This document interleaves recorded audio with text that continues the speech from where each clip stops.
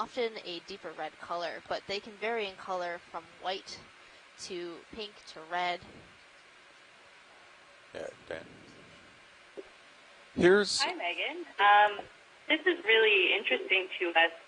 We don't think it's Paragorgia. As was mentioned, it could be Corallium. If so, it would be a new record for the gully.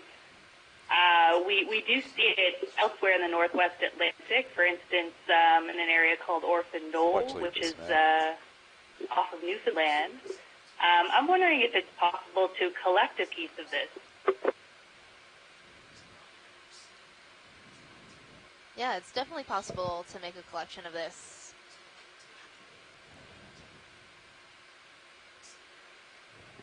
Pilot, watch please. Go ahead. I think we might make a collection of this corallium coral. Copy. We'll set up for it. Thanks. Video, did you need more video of it before we go for the collection? I think we got the base. It depends on which branch they want. I'm thinking the smaller, lower one if you zoom out. It might be the Okay. one. Zooming out a little bit. Yeah, I just wanted to give you one an update just so you have Okay. an idea of But time. then I think right that now we're good about on 2 that hours one. and 45 minutes. Okay, coming full wide, pilot. Thanks. Okay, yeah, just giving you a heads up. Will you? Okay, roger that. Co-pilot, you copied, right? Okay. Thanks. Yeah, so we're going to get set up to make a collection of this corallium coral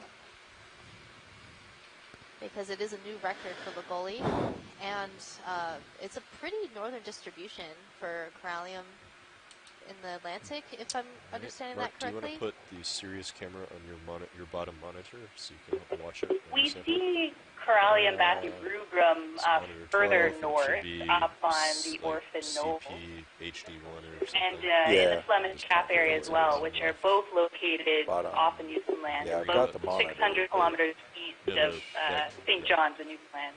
Try that one. Okay. Yeah, when we first zoomed in, my gut instinct was it's a corallium, and then I was like, well, it could be a Paragorgia.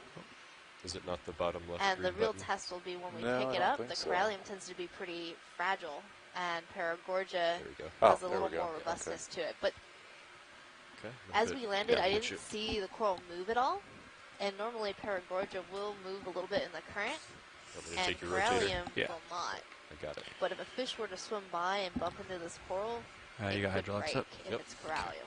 Which box do you want to go for? I've seen that happen. Oh, Megan, that is so interesting. This is Tim again from Woods Hole. Just that we used to use the thrusters didn't have any way of collecting, to push a current over whether it's corallium or Paragorgia and make a determination that way. Good observation. Yeah, that's a good point. Sometimes we need to use the tools we have to try to narrow down if something is soft or something is hard. I'm going to go for that lower branch. Watch lead. This is your pilot. Go ahead, pilot. Yeah, see the lower branch we were zoomed in on? I think that lower branch would be a good place to collect from. Copy. It's Eleni. I think if Scott is online or someone interested in doing some genetics on it, that would be great as well. We have two species of Paragorgia that we know from the gully. One is arborea and the other is johnsoni. Both of them have those sort of ball-like kind of clusters of polyps that you were describing, Megan. So if it does turn out to be a Paragorgia, it would be some species unknown less. But either way, it's really interesting.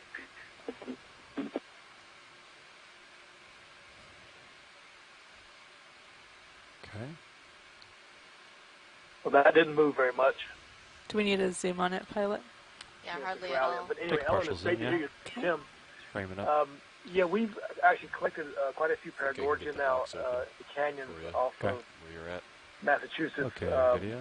Okay, coming like out. Cladonia Canyon. Clip, you can zoom out. And we're doing some barcoding here too. We're finding that we're getting a lot of variability in a variety of genetic markers.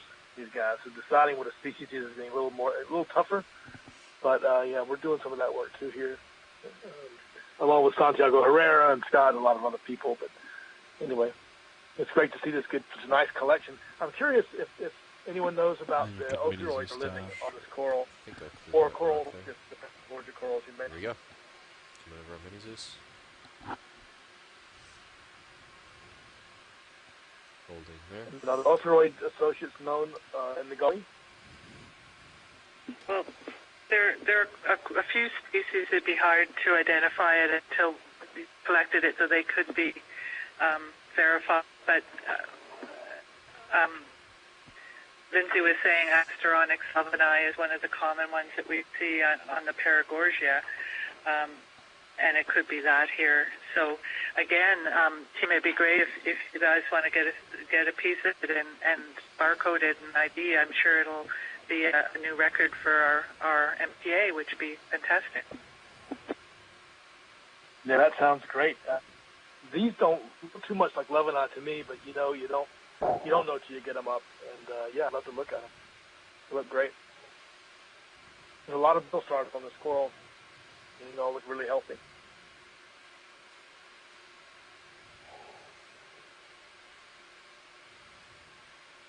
All right, so it looks like we got our sample in the sample box. Second collection. Awesome job, pilots. Server for stowing.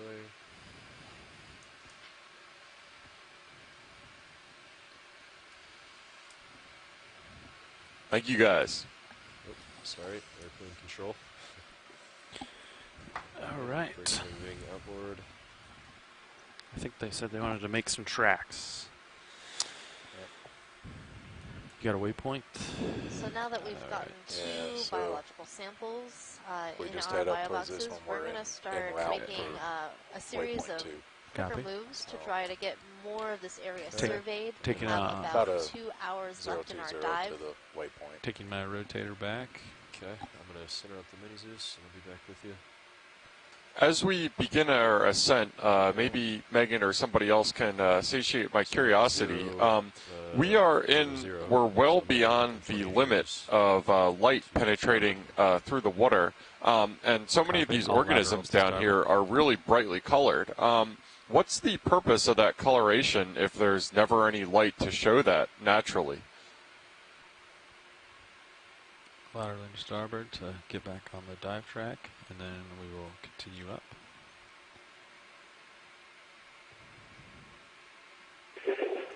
I suspect that there's a range of different things. There's a lot of bioluminescence, and some of the more active animals will be colored so that they're camouflaged in the presence of bioluminescent light. Okay, the bioluminescent light is normally at the blue-green end, and so if the animal is at the red end, it's going to look black against the black of the water behind. I should defer to some of the benthic people on the corals, but it's probably just chance. If you're living in total darkness, it doesn't matter what color you are. So if there's some chemical in your metabolism that happens to be colored, it can be laid down, and it's entirely neutral in an evolutionary sense. But as I say, I should defer to the benthic people on that one. That makes sense. And it looks like in this frame we have a couple more of those sponges that we saw previously, the Dictyalis, moored to a couple of these cobbles that are in the frame to the lower right and also to the center. I don't know if you can see the stalk crinoid just to the sort of right and center there. I think that might be Conocrinus lophotensis, I think is the species name. But this was the first organism that I saw when we got an ROV down into the deep waters of the gully. And I was researching it a bit, and it was one of these species that people thought was extinct. Can I come in further, pilot? And they were collecting, the Victorians were collecting them in fossils, sort of like we, small arms, fossil collection. And then they were doing some dredging in the one of the fjords off Norway near the Lofoten Islands, and they discovered a living one. So it was like the discovery of the coelacanth that we've had in more recent times, It was the same thing back in the beginning of the last century when they actually found one, so it created a lot of excitement. So it was sort of nice to see it here alive and well in the gully on the canyon floor. Fantastic. Thanks for that. And it looks like we also have in this frame a range of size of these Dictyalis sponges that we've seen, similar to that specimen that we collected. And again, that was a high priority target for this dive, so it's good that we're getting a couple more visual identifications of that.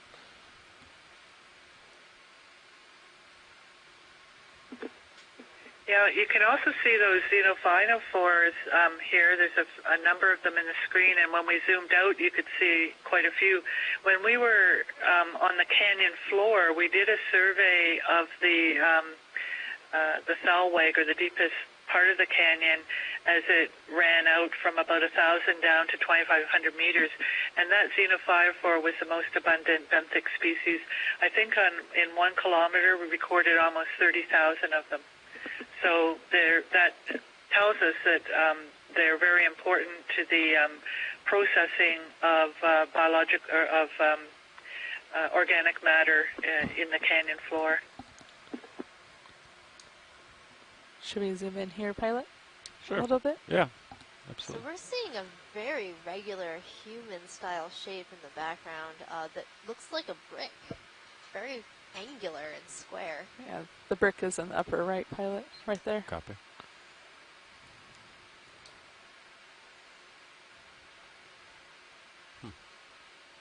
I'm not ruling out the possibility that that's natural and it broke along a certain line, but it does look pretty human.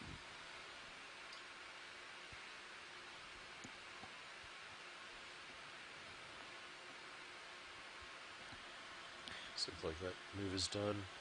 Okay, video, when you're clear, come wide. Okay, coming wide. We'll keep moving up the hill. Yes, guys. Yeah.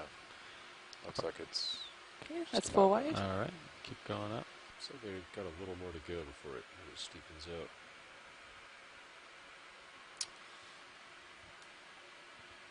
out. Just to circle back on something that I was asking the ROV pilots about a little bit ago that was kind of lost in the excitement is I was wondering if there was some measure of the current speed that we could get from the ROV at the bottom of the canyon. Again, current speed tells us a lot of information about the physical oceanography and the ability of a current to transport sediment within an area. And the answer is there could be a kind of rule of thumb measure from holding the ROV still and watching it go by, but no actual current meters mounted on the ROV. So I think we could... Well, and that just gives us a snapshot of what the current is like right now. Like a 0, but 1, 0. You know what the currents are like over a whole lunar cycle will differentiate day to day and hour to hour. Levi? I mean, you can see over here on Sirius. Absolutely, that's a great point, Megan. I think I'm also seeing a black coral in the lower 0, 1, 0. right-hand corner. Okay. It looks a little like a Bathypathes. And you're still good with the Sorry, watch lead. What were we looking decimal 2 knots? There's a cobble on the right-hand side with a feather-like coral on it. Come in video. Okay, coming in. Yeah, I just want to confirm. Last move was complete, right? Is that it? Okay. I think want she's to get talking another about move the white one in the back and, with the black stem. Distance 20 meters, 20. The black coral, unless she's talking about the orange 0, one. 1, 0. Come on. Yeah, so at a that speed of is 0 a black decimal 2 coral. knots. Yeah. Now, it might not look black to you, Jeff, but its skeleton is actually that's black, full which wide. is where it gets its name from. Okay, a little closer. Roger that. The Thank you, sir. scientific name of that coral is it's a black coral in the family Antipatheria. Oh, that's not a family.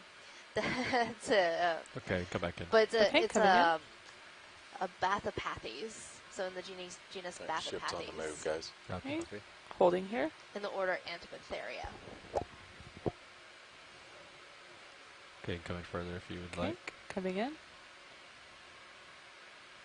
Watch lead is just the right one. I think it is.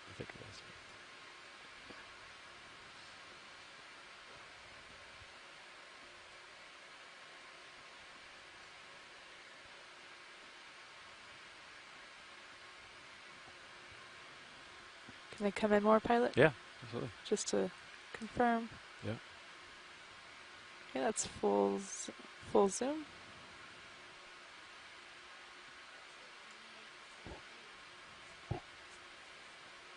Okay, coming out, pilot. That's good. Now, there was a white, kind of fluffy-looking coral. So we also Do you have see that in the upper left? From I don't know if that's a black social coral media or not. supplied to us by our local social media guru, Rachel. Can I zoom in a little bit? Yeah. One of the questions is, if these corals are non-photosynthetic, how do they feed? What do they feed on? Well, these corals are actually filter feeders. They don't have that symbiotic zooxanthellae that you hear about with shallow water corals. Everything they eat comes from the water column above them. And so that's basically all of that primary productivity that happens in the surface, making its way down from the surface through the food web and making it to our corals here in the deep ocean. So as the currents bring this food by the coral, they capture it with their tentacles and bring it in towards the mouth of the polyp. Might be a wall pig. I'm seeing another Antimora fish swimming by. We saw this fish earlier in the dive. Or is that? Am I zoomed out? Oh, I'm zoomed out. Zoomed out. It's very common like a step in this area. Step. Kind of see. So Antimora is a morid in the family Moridae, or we call them morid fishes. With this move, Sirius should end up right about over where you were before. Where you just sat down. So. Hi, this is Steve. I'm not sure that's an Antimora. Can you zoom in on that? Sure, Steve. I'll ask the pilot. Can we zoom in on that fish? Oh, yeah. Video. Okay, snap it, yeah. Coming in. Gonna hold here. Yeah, sounds good. Take more zoom. Antimoras are nearly always that dark black, bluish color. This is a Europhysis. No, actually, it's a Physis chesteri. It's a long fin hake. So that's also fairly common along the east coast in these depths. To see the long pelvic fins and the long dorsal. Antimora has a long dorsal like that. The one we saw didn't flip it up. So anyway, a couple of different hakes. Okay. These are related to Antimora vaguely. Well, I got the family right.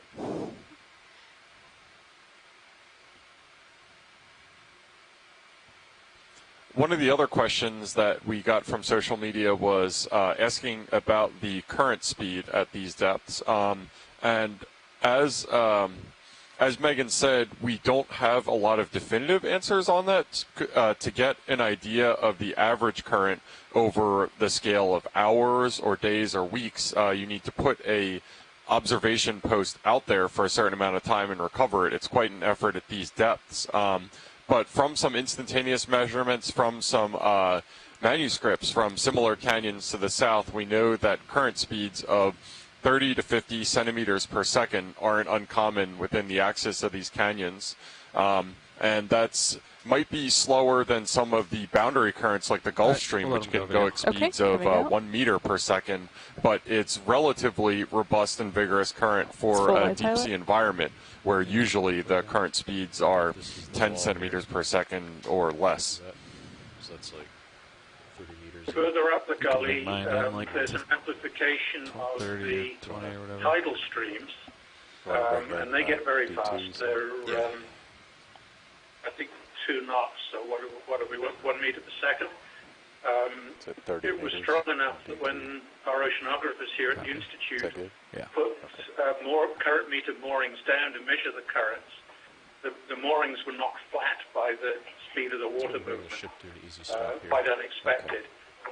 Where this dive is, that amplification's it's actually stabilizing minimal. now. So but further up it does get very fast. What we don't know here, we know something about the average water movement in the middle of the canyon, so hundreds of meters away from canyon wall. But we don't know anything about very local accelerations. That's perfect. As the water is moving up and hits the the little ridges that run down the canyon wall. You could get quite a bit of local current just close to the bottom. I'll confirm. Thanks for that local expertise. Bridge nav. So it looks like we have a crab in the middle lower right of the frame. Okay. Crab video. Yeah, okay, please. Can we get a zoom on that? I think we set you up pretty nicely here, Levi. That's a partial zoom, pilot. Yeah, hold that for a second. Okay, confirmed. The move's complete. That's pretty spiky crab. Tilting down on my camera. 45.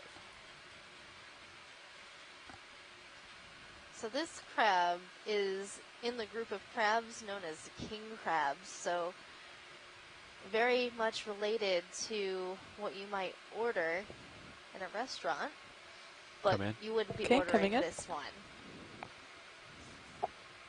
So this is a crab. Also related to the hermit crabs, you'll notice that it has 4 pairs of legs, not the 5 of the crabs you commonly encounter along the shore. The last pair of legs is just very small and tucked up underneath.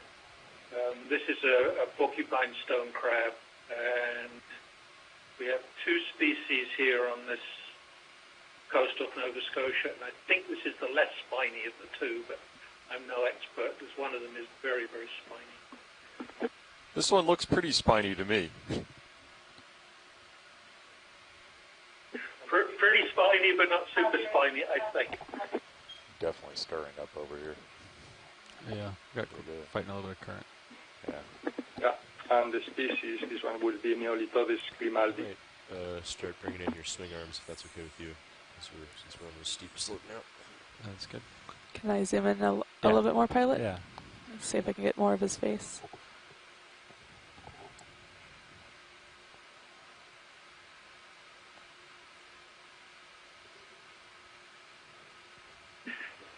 Grimaldi, named after the family of the Prince of Monaco.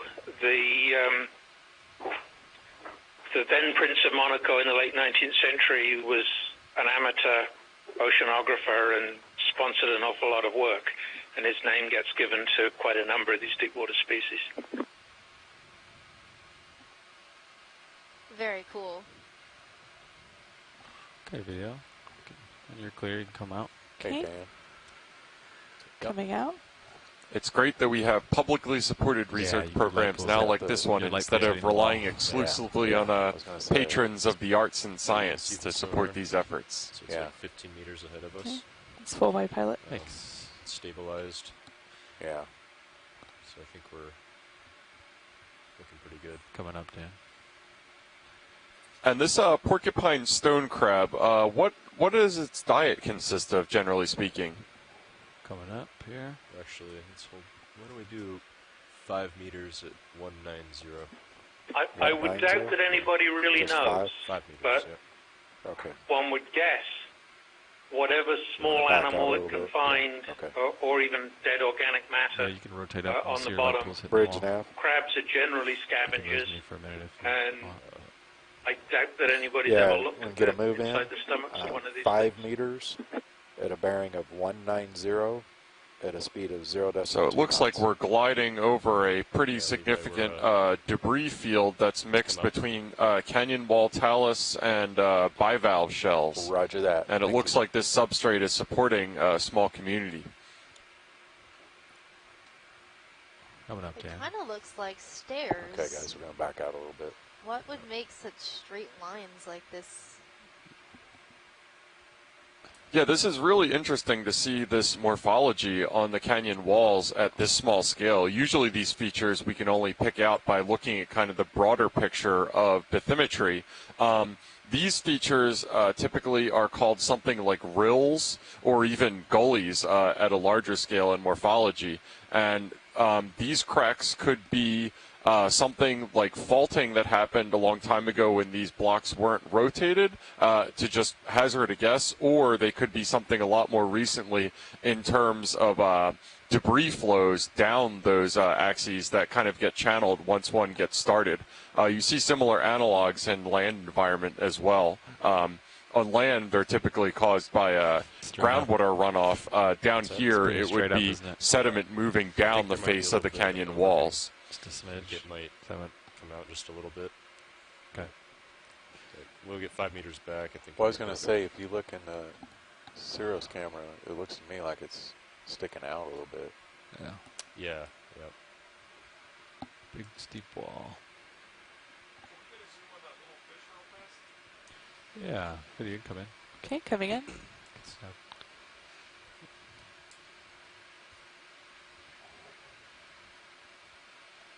It's a partial pilot. This is a cute little fish. I'm trying to see let's hold its that. dorsal fin, but I think it is in the family of Macoridae. Any more view of the dorsal fin? Copy. Go for it. Okay, coming in. Do my best. Hi, this is Steve. That looks like Nazumia bairdi, the marlin spike, and it is a rat tail. Okay, moving backward a little bit. Copy. Okay. Looks like the ship's stabilizing.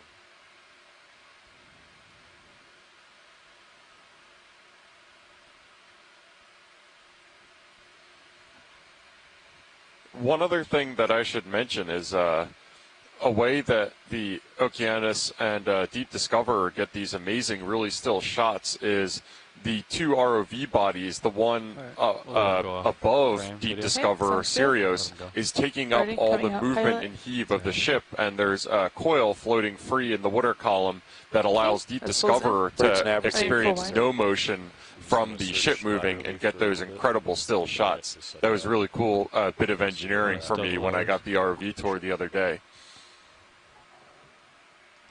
Turn to the west.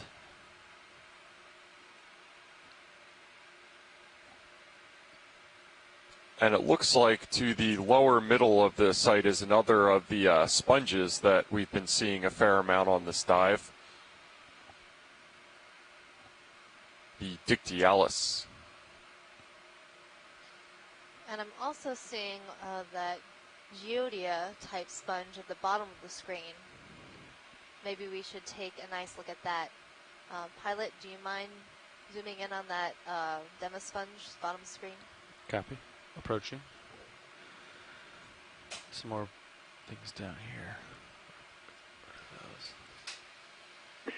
These are just amazing bamboo coral forests. We've seen something like this density on this side, but in shallower waters, and I've never seen this much anywhere in the gully. It's really spectacular. Upper swing arms, so the lighting might change a little bit. Oh. Well, our mapping lead, Mike White, is really good at picking locations for high-density deep-sea coral communities. Okay, let's go for the sponge. So I would definitely give him props for picking a new site that also has a deep-sea coral community that is so beautiful. Okay, might be a little bit of shadows, but it's okay. Now this sponge that we're zooming into right now does look like our highest priority organism. Can we get some confirmation on that? That Geodia bairdi? Hi, Megan. I do think it is Geodia bairdi. Paco Cardenas is on the chat. He may be able to confirm, but either way, it looks like some sort of astrophoreated sponge. I do think it would be great to collect that. Maybe we'll get the yellow one. Hold that.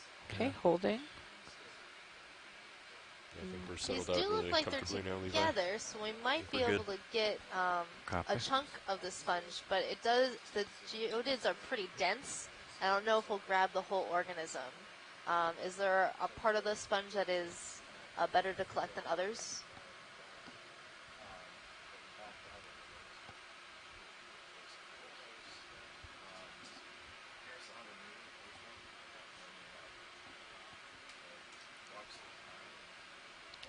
Okay, video. I'm going to spin around to the other side.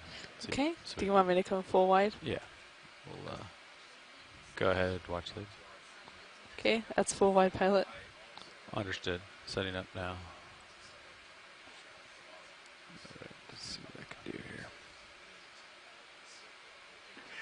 we've had a bit of a conference here, and we think that the spicules, which are the little bones inside of the sponges that are used to identify them, we should be able to get those from the cortex, the outer surface of it. So if you could maybe grab a piece of it that has that, if you can't get the whole thing, but we'll rely on DNA, I think, for the identification.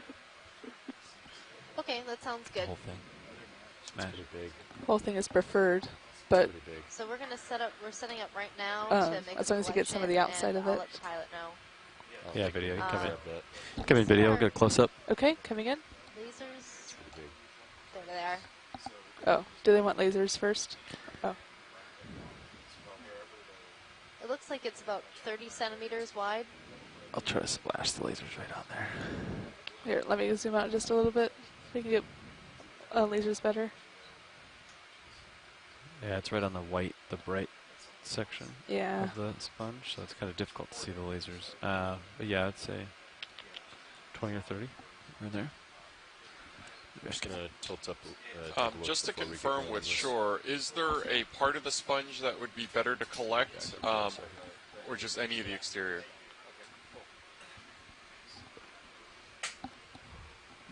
Whoa. But comfortable. Okay. So Jeff, the spicules should be relatively consistent.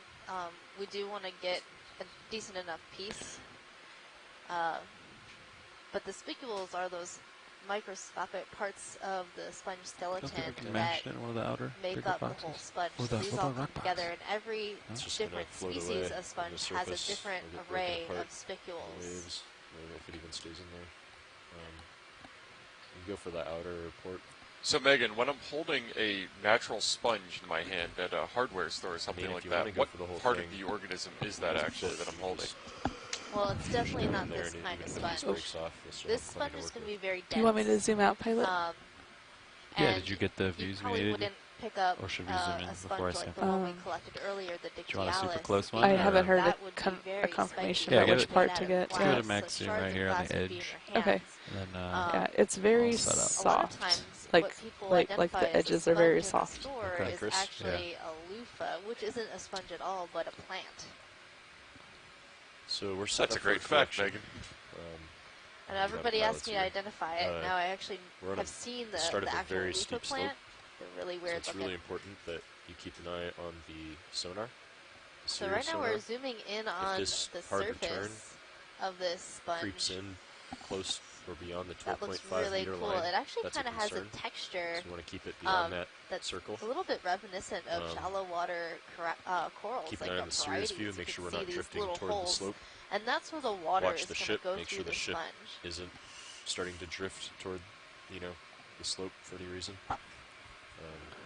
If something does happen, we want to know. Hey, watch lead. This is your pilot speaking. As soon as you can. Go ahead, pilot. Yeah, I'm thinking, talking with my co-pilot here. Because it's so round, it's going to be difficult to trim a piece off. That nodule would be the best candidate, but we're thinking grab it and then try to push it in one of the outer, larger bio boxes, and it may or may not all fit in there. But then I'll have to kind of crush it and push it in. Is that okay? Bailout southwest, right? Bailout is southwest, yes. Okay. Okay. Could try trimming that nodule off that small piece off to the left, and if the trimming doesn't work, then so if you can help me keep a close eye on the Sirius camera, if you see D2 any place other than the bottom left corner, or if it goes out of sight, tear a piece off. I'm going to bring up minis for you. Copy that. I think we can fit the whole thing in, Dan. Okay, go for it. Yeah. Now that we get the jaws out there.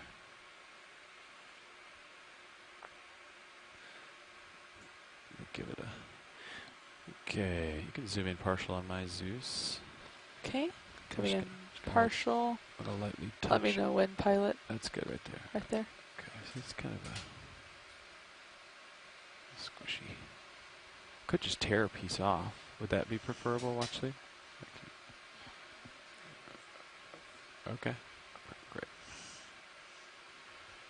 Okay.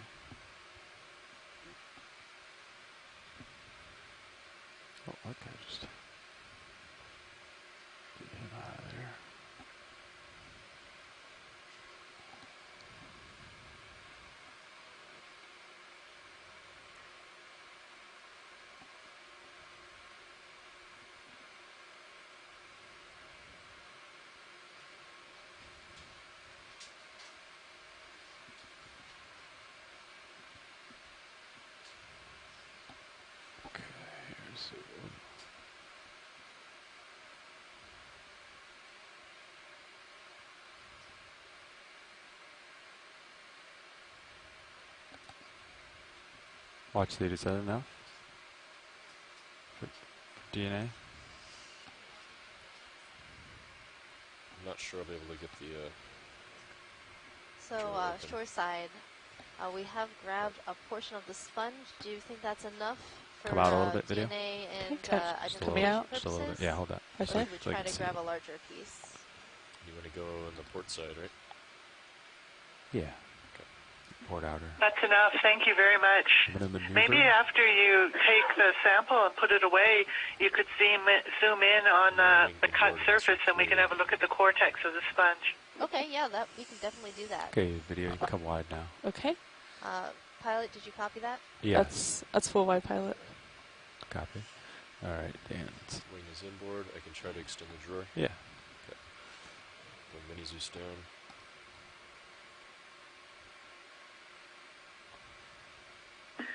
Our online sponge experts have said that they feel that that the sponge will regenerate, which is great to hear. So we haven't sacrificed it.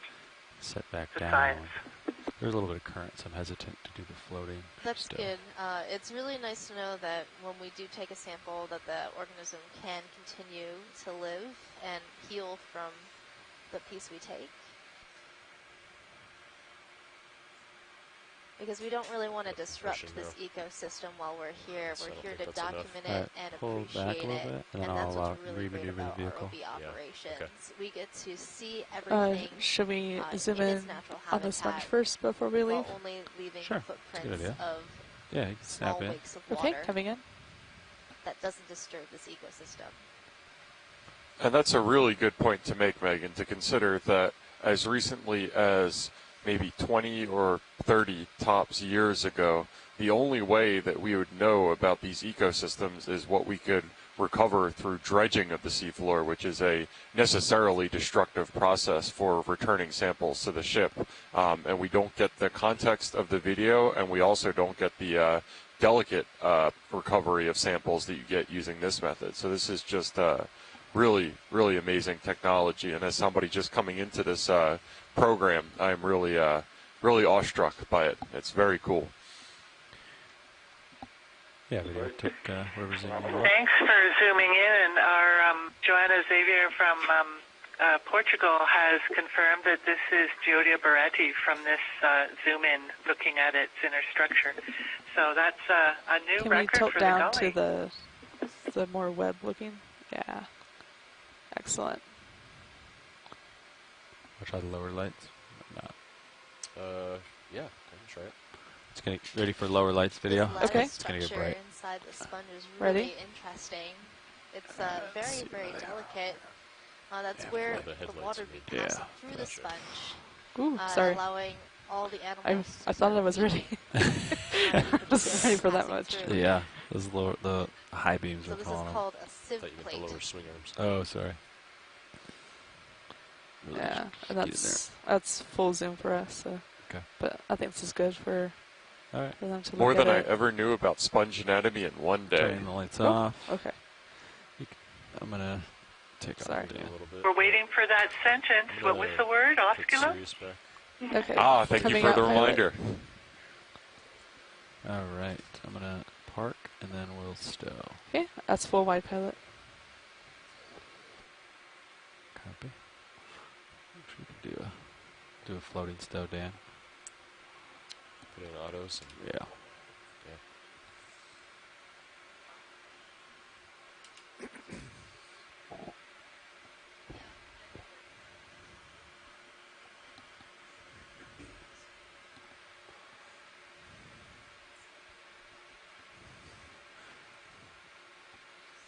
We do have a sample in the port inner, so we don't want It's a heavy one though. Okay, it's not gonna fly out. I don't think so. All right.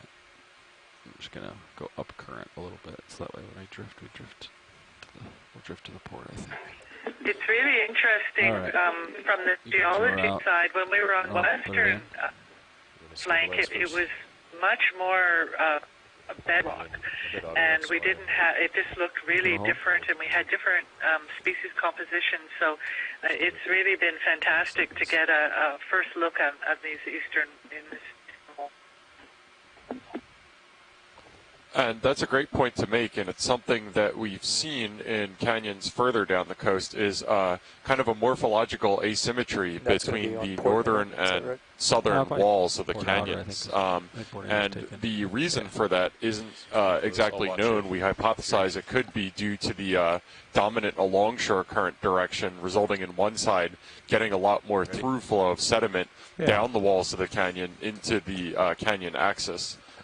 That's just been speculation, again, because we have a real lack of ground truthing of current measurements or sediment transport from within the axes of these canyons. We just spotted to the right of the screen another high-priority sponge on our list. I know we'd like to get out a broader view of the shallower surfaces, but maybe before we go, we could have a quick look at this other sponge. It could be the Hertwergia that we had thought we might see. It's in the other direction. Tracking the drawer when you're clear. Coming in. To the right. Stand by one. Just getting the sample in the great, thank you. Drawer, and then. Yeah, so we just put our sample in the bio box. The pilots wanted to pull off the bottom so we're not disturbing this bamboo coral forest. And we will look for that Hertwergia sponge. Outboard when ready.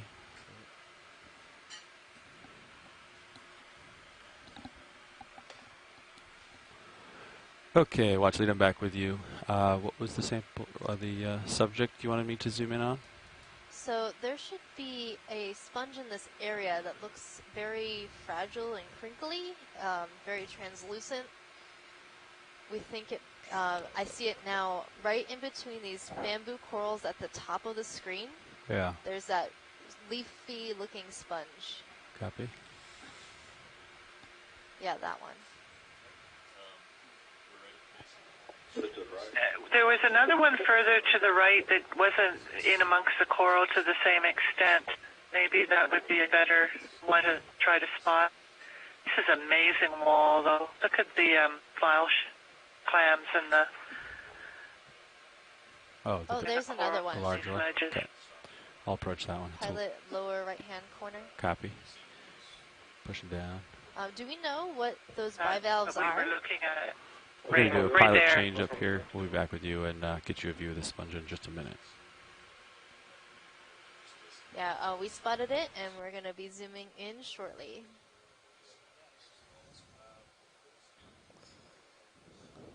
So we've actually seen this Hertwergia genus in the Pacific Oceans and have collected it from various seamounts during the capstone expeditions. Before it was unknown, we were just calling it a Corbitellinae. That's a subfamily of the Euplectellidae. We didn't know what the genus was. After some collections, we started calling it Hertwergia based on taxonomist suggestions. So it'll be good to see this one. It looks a little bit different, but it's also smaller. And I'm not sure if this is actually two sponges or one sponge, because it does look a little bit different near the base than it does at the top, but that could also be how the sponge grows. Or two separate sponges of the same species, but growing very close to one another. We'll know more as we zoom in.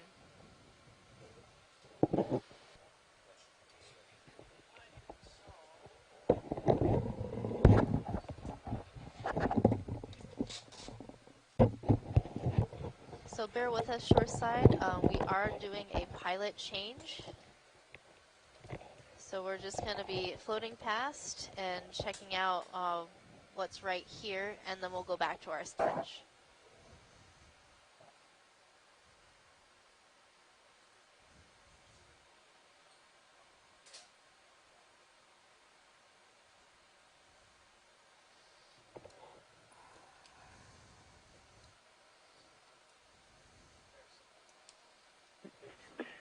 just so you know, today is Sponge Thursday, believe it or not. And some of the photos that we took of you collecting the first sponge, the glass sponge, we've tweeted out and posted it on Sponge Thursday, so it'll be famous.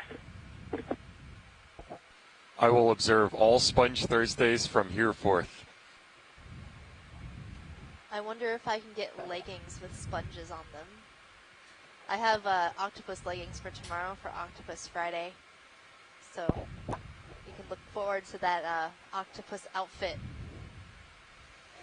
Octopi are extremely charismatic fauna. I'm not sure how much luck we're going to have finding sponge leggings, as the sponge fan club is regrettably smaller than the octopus fan club. Oh, boo, hiss. Ooh, yeah, not cool, bro. I said regrettably. We're going to make sponges a thing. You know, I kind of want some deep sea sponge related furniture. They would make some really cool couches, maybe bases or lamps. I think a Sacco Calyx lamp would be on my top priority list. I think we're onto something here, especially these glass sponges are extremely beautiful. I think sponges just have a PR problem that we could do something about. Hence Sponge Thursday.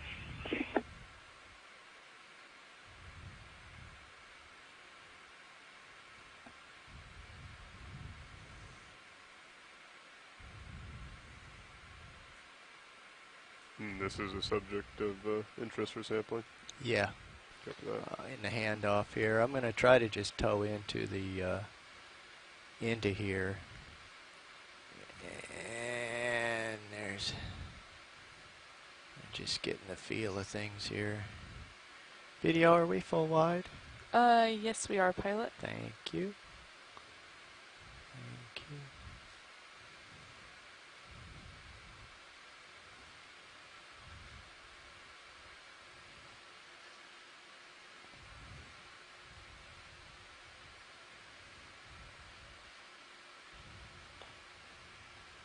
And this is a great zoom of the Hertwigia specimen that we're looking at here. It's nice. This one is not as okay, among the bamboo corals, so we can get a little better look at it.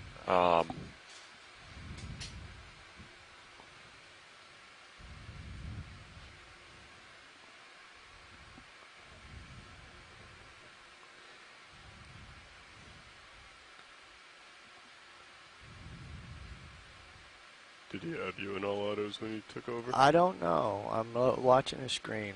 I can't. I think autos should be off. I certainly hope so. Yeah, I can't tell from this angle if they're lit up or not. Okay, let's try auto depth. Yeah, either auto depth. That's not working. There's a big Z bias problem right now that I need to sort out before we go much further here. Just back off here and get this straightened out.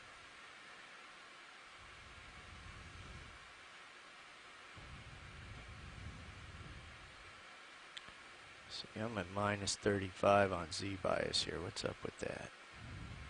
Still going up.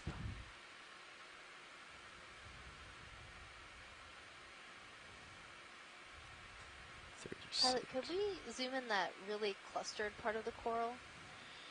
Right in front of us? Yeah, right in front of us. Yeah, let's zoom video, please. Okay, zooming. That's a partial zoom, pilot. I saw this very dense cluster attached to one of these bamboo corals. It looks like portion of the bamboo coral, the tissue has receded from the skeleton, and that's where you can really make out that bamboo structure of the nodes and the internodes that I was talking about, where you have proteinaceous locations that give the skeleton a little more flexibility, and those calcium internodes that give it structure. But this looks like a whole other coral.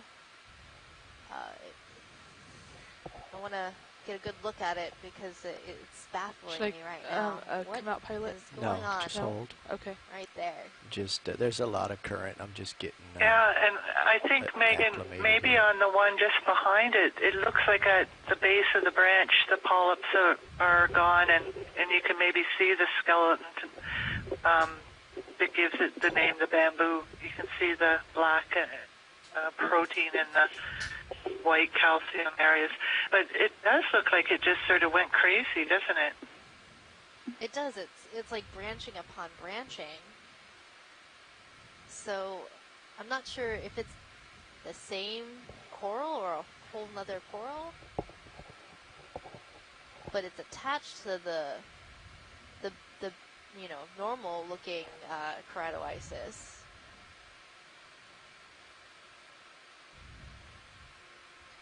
So there is a bit of current in this location, which is making it hard to get us stable enough for a good zoom, but we're gonna work on it. Which exactly in this picture? It's the lower left. The big that fluffy big thing? Fluffy thing. Okay, That's what we're interested in. Let's come out a little bit, video, and we'll get closer, and we can macro it. If you're able to zoom in, we might be able to confirm that it's Anthophila grandiflora. Okay. Yeah, we're gonna get a zoom. We'll get once they get a nice toe position. down here. It's sort of a steep environment, and this is a large coral that we don't want to accidentally break. I heard that. I will not accidentally break it. These are extremely sheer canyon walls, and generally speaking, the strata that it's in if we can get that has to be this lithified and this old to be stable enough to form coherent slopes at this angle of 30 degrees or greater, just by eyeballing it. Okay, I'm just getting my toe in here. Hang on. You can see the bambooing on the dead parts there quite well. Tilting up. Okay, we're good for more zoom. Okay, coming in. I'm going to hold it right here, pilot. So there are a number of associated organisms with this coral, and it is branching from there we go. the larger portion of the bamboo coral, but this section has gotten very, very bushy, where all the other corals in this area are more leggy and planar. Coming in. So I'm not sure if it's the same organism, and if it is, it must have undergone a lot of stress in order to start creating this whole other morphology. Some of the organisms that we're seeing in the branches here are some snake stars and some, maybe some squat lobsters. Hey Megan, I'm digging deep into my my biology knowledge here, my very shallow well of biology knowledge, and I know that when there's relationship between organisms, that can either be parasitic, symbiotic, or commensalism, which is where they don't really interfere with each other. With these snake scars and these little shrimp-like things that we're seeing, what kind of relationship is there between the two organisms? Well, this is probably more of a commensal relationship where the organisms are using the coral as a home or a base of operations, where they're hanging out and they're not hurting the coral at all. You want me to swing over to try and catch you? Yeah. But the coral, they're not, helping each other out. The coral really aren't getting that much might from come down a little housing bit these too, organisms. But I think in I'm the getting deep sea, we usually fight in consider the tether. these communities You're way as up being, there. or these processes being I'm going to zoom out. ecosystem builders. They're making this environment, and that's where we're bringing in a lot more diversity because the corals create an environment that other smaller animals can live in. Cool stuff. Very cool. Having another look here, once you zoomed in, we're not seeing the striations or the banding along the branches that we would normally see in the keratosis, and the polyp morphology is more suggestive of Anthophila, which we've seen in the gully before. But this is really unique in that it's attached to another coral.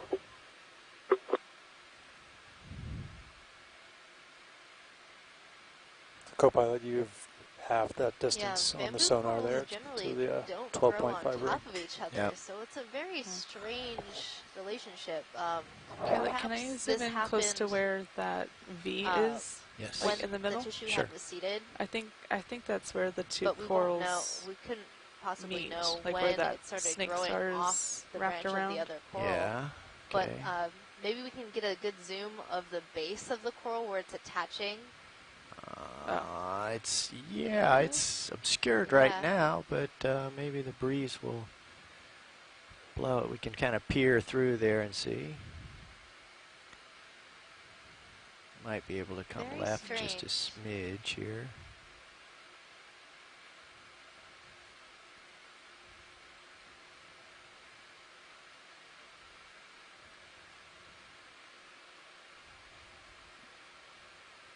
But it does look a bit different than the base of the coral behind, which is the keratoisis.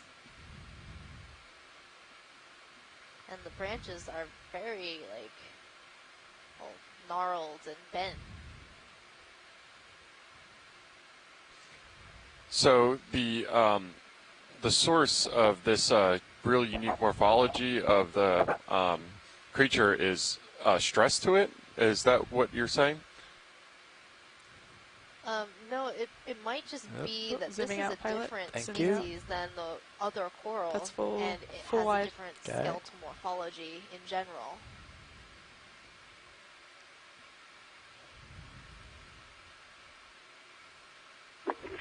It's Javier Murillo. It looks a little bit like Anthophila grandiflora, and I have seen this growing in another corals like Paragorgia or Primnoa, so could be a possibility.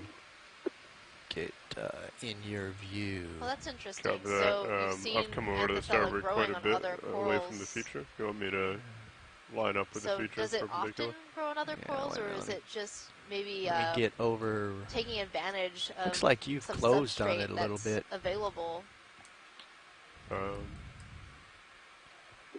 Yes, maybe taking advantage. I have seen on hard bottom rock or sometimes in other corals, but not many observations to know. The ship has been stationary for quite a while. Correct now. Roger that. You can kill the fog light if you would, please. Okay. Lights coming off video. 3, 2, now. Thank you. Okay. Come up a little bit here. Looking down at you at 6-0. Right. If you want to line up with the feature, seeing more I of can those swim my head. Geodia sponges around this area, along feel like with I need to come to port a little bit to get perpendicular to it. Yeah, you're looking at it up higher than I am, see. Gotcha.